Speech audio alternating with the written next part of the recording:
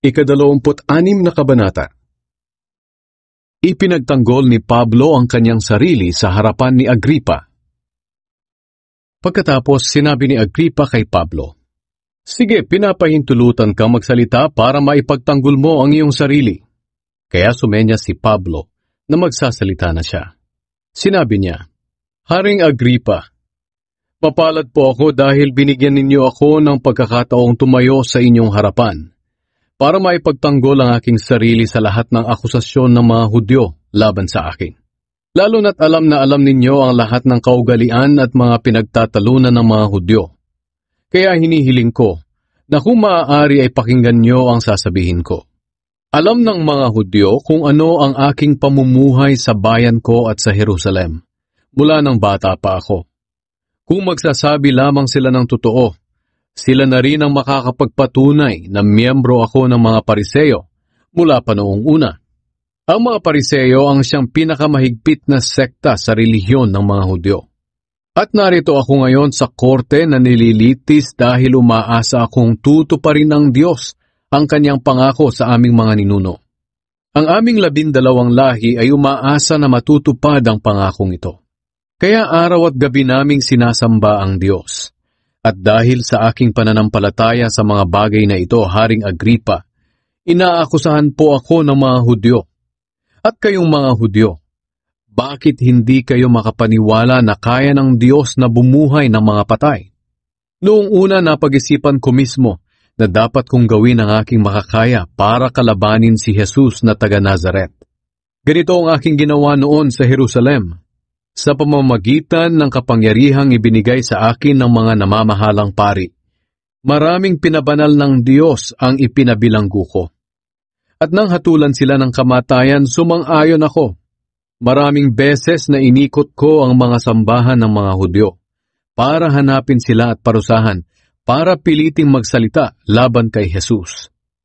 Sa tindi ng galit ko sa kanila, nakarating ako sa malalayong lungsod sa pag-uusig sa kanila. Ikinuwento ni Pablo kung paano niya nakilala ang Panginoon.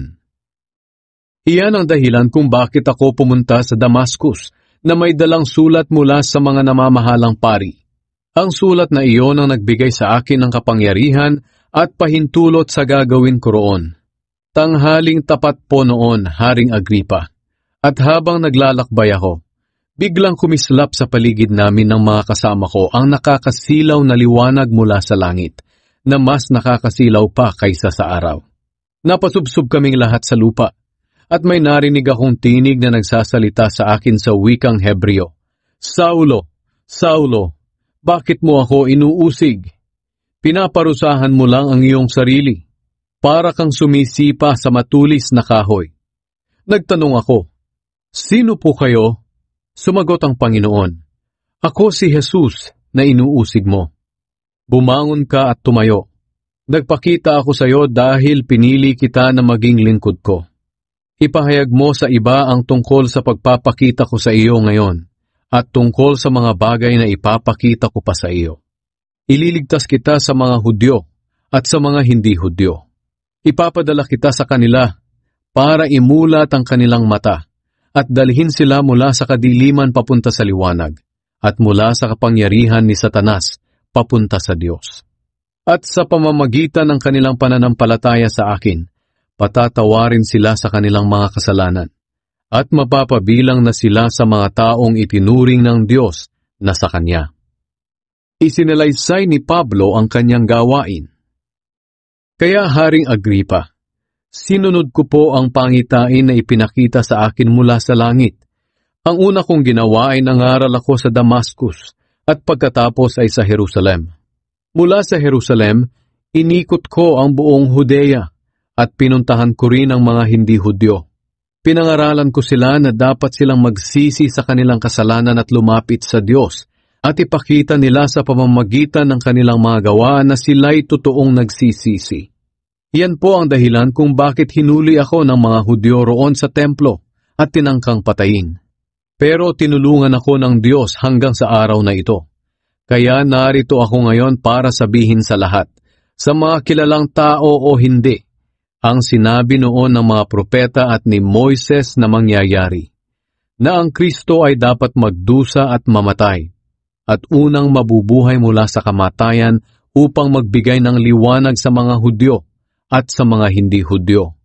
Habang nagsasalita pa si Pablo, sumigaw si Festus, "Pablo, naloloko ka na yata. Sinira na ng labis mong karunungan ang ulo mo."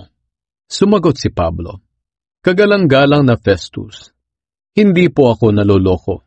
Totoo ang sinasabi ko at matino ang pag-iisip ko. Ang mga bagay na ito ay alam ni Haring Agripa, kaya hindi ako natatakot magsalita sa kanya. Nasisiguro kong alam niya talaga ang mga bagay na ito, dahil ang mga ito'y hindi nangyari sa lihim lang. Haring Agripa, naniniwala po ba kayo sa mga sinasabi ng mga propeta?" "Alam kong naniniwala kayo." Sumagot si Agripa, "Baka ang akala mo'y madali mo akong mahihikayat na maging Kristiyano."